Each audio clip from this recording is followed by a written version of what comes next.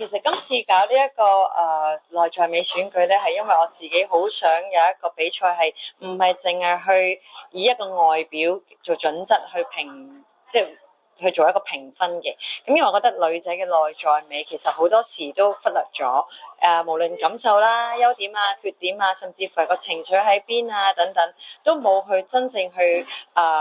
去同自己去溝通啊，去發掘。咁我希望透過今次嘅比賽，可以令到啲女仔咧，可以由內到外都可以了解多啲自己嘅喜好啊、壓力嘅來源啊、情緒係要點樣去抒發啊等等嘅。好辛苦，應該短期內都唔會再搞住噶啦，因為自己平時出席活動都即係都多啦，咁但係真係輕鬆好多咯。咁但係到自己真係去籌備嘅時候，原來真係學到好多嘢，亦都要解決好多嘅問題，所以原來真係唔係好簡單，係啦。但係就都好有得着嘅，所以希望大家嚟玩嘅朋友啊，嚟參賽嘅朋友都會有有啲嘢去 take away 啦。首先做運動就一定係必須啦，同埋飲食嘅控制啦，同埋其實湊小朋友咧，即係我相信好多媽咪都知道，其實自然地就會都瘦噶啦，因為你跟住啲小朋友周圍喐動啊，周圍走，咁所以同埋最主要就係自己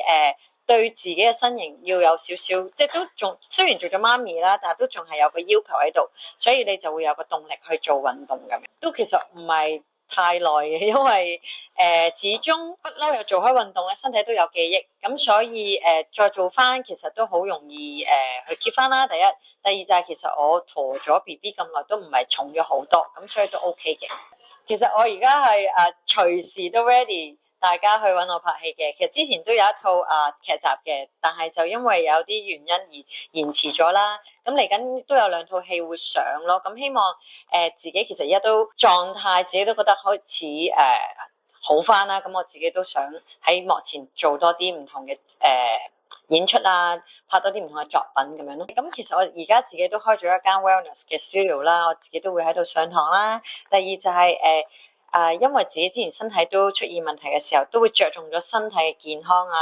思想嘅健康心態嘅健康。咁所以而家其實我個生活嘅習慣都好唔同，都會經常都會可能有啲 me time 啦，會去行山啦，會聽音樂啦，會做多啲令到自己係感受多啲自己嘅身體情緒嘅一啲嘅 activities， 咁等自己可以係有一段時間屬於自己嘅，放低做媽咪嘅身份，放低做阿女嘅身份，做翻自己咁。